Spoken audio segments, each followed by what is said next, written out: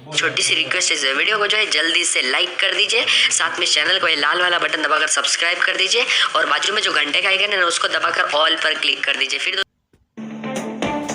Hello दोस्तों, कैसे हैं आप? आपको पता होगा दोस्तों, बस कुछ ही दिनों बाद रक्षाबंधन का पर्व आने वाला है। जी हाँ, राखी का त्योहार भाई बहन के प्यार का एक बहुत ही पवित्र बंधन है। दरअसल आपको पता होगा, रक्षाबंधन का पर्व पंचांग के अनुसार 3 अगस्त को मनाया जाएगा और ऐसे में हम सभी भाइयों बहनों के लिए ये जानना जरूरी हो जाता है दोस्तों कि आखिर रक्षाबंधन के पर्व पर इस बार राखी बांधने का शुभ मुहूर्त क्या है। जी हाँ, रक्षाबंधन के त्योहार को भाई बहन के प्रेम के उत्सव के तौर पर मनाया जाता है, राइट। रक्षाबंधन के दिन बहनें अपनी भाई की कलाई पर रक्षा सूत्र बांधती हैं और भाई अपनी बहनों को रक्षा का वचन देते हैं। इस दिन बहनें राखी बांधकर भाई की दीर्घायु यानी कि लंबी उम्र, सुख और समृद्धि की कामना भी करती हैं। हालांकि दोस्तों, रक्षाबंधन का त्योहार 3 अगस्त 2020 को है और उस दिन सावन का अंतिम सोमवार भी है। 5वां सोमवार, अंतिम सोमवार भी रक्षाबंधन के दिन ही है और अभी से ही रक्षाबंधन की तैयारियां शुरू हो चुकी हैं। और सबसे अच्छी खास बात यह है दोस्तों कि हर साल है ना, राखियां बहुत ज्यादा चाइना से भी आती थी, लेकिन इस बार हमारे भारत देश में चाइना की राखियों की बिक्री बिल्कुल बंद है। सिर्फ और सिर्फ स्वदेशी राखियां ही बिकेगी। आत्मनिर्भर भारत अभियान के तहत माननीय प्रधानमंत्री नरेंद्र मोदी जी की जो पहल है, उसके तहत दोस्तों भारत की ही बनाई गई राखियां इस बार रक्षाबंधन के पर्व पर काम में ली जाएगी। तो ये हम सभी भारतीयों के लिए भी बड़े ही गौरव की बात है। और वैसे भी चीनी वायरस के दौरान महामारी और कई जगहों पर संक्रमण के कारण लॉकडाउन वगैरह भी चल रहा।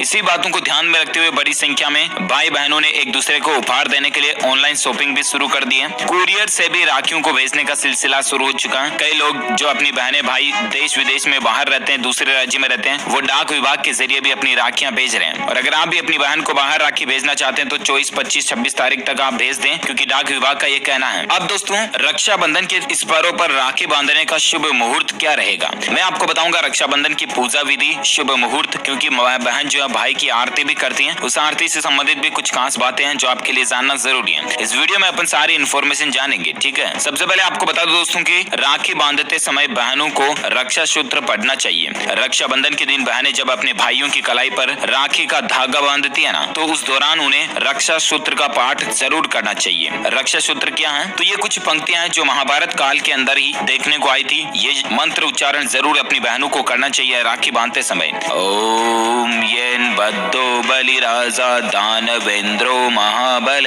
तेन त्वमपि बध्नामि रक्षे माचल।